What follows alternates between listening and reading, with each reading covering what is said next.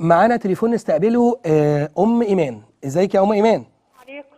عليكم السلام ورحمه الله وبركاته. ازي حضرتك يا دكتور؟ يا اهلا وسهلا يا فندم، اتفضلي انا معاكي. انا مشكلتي يا دكتور ان انا وزني كان 100 كيلو.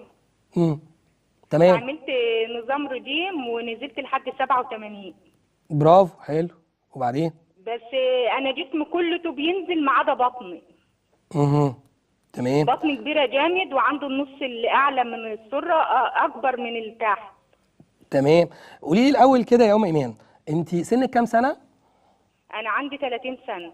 تمام. طيب انت تقريبا تعرفي طولك قد ايه؟ تقريبا 153. طب ما شاء الله، تمام، برافو، عارفه اهو. حلو. عملتي اي عمليات قبل كده، اي حاجه من اي نوع لتحليل الموضوع ده غير موضوع النظام الغذائي؟ لا ما عملتش اي، هو النظام الغذائي بس اللي انا ماشيه عليه. حلو. في ولادات انا قصدي كمان، يعني مثلا ايوه ولدت 4 مرات. قيصري ولا طبيعي؟ لا قيصري. قيصري.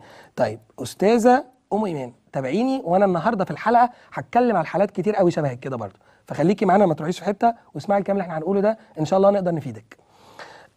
برضه استاذه يعني بتتكلم في حاجات مقاربه جدا اللي انا اتكلم فيه. هي تقول لك ايه؟ انا وزني 100 كيلو، تمام، ونزلت لغايه ما بقت 86 كيلو مثلا، تمام، بتقرب من الوزن المثالي بتاعها، وبتقرب من اللي هو مثلا وزنها لو حسبنا زي ما احنا قلنا مقياس كتله الجسم، فهي المفروض تبقى مثلا في اواخر الخمسينات اوائل الستينات من الكيلو، يعني هي قدامها مثلا بتاع 20 كيلو عشان توصل للوزن المثالي.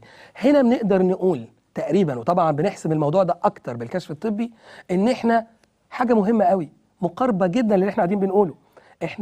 انت كتفتيت وشفط الدهون حل مناسب جدا ليكي، ان انت ما عندكيش سمنه عامه قوي، فممكن يحل شفط الدهون وتفتيتها، وبالذات بتقنيه الفيزر زي ما احنا هنتكلم النهارده هيفيدك جدا. بس حاجه مهمه قوي اتكلمت عنها في حلقات سابقه وان شاء الله نوضحها كمان في حلقات جايه، هي بتتكلم على منطقه البطن، ونلاحظ ونحط تحتيها 100 خط، بنتكلم على بعد ولادات. وبتقول لك انا ولدت 4 مرات وقيصري، يعني نتوقع كده ايه من غير ما نشوف حاجه؟ هي مشكلتها مش بس هتبقى دهون، هي في مشكله هتبقى ليها علاقه بالجلد، ومشكله ليها علاقه بالعضلات.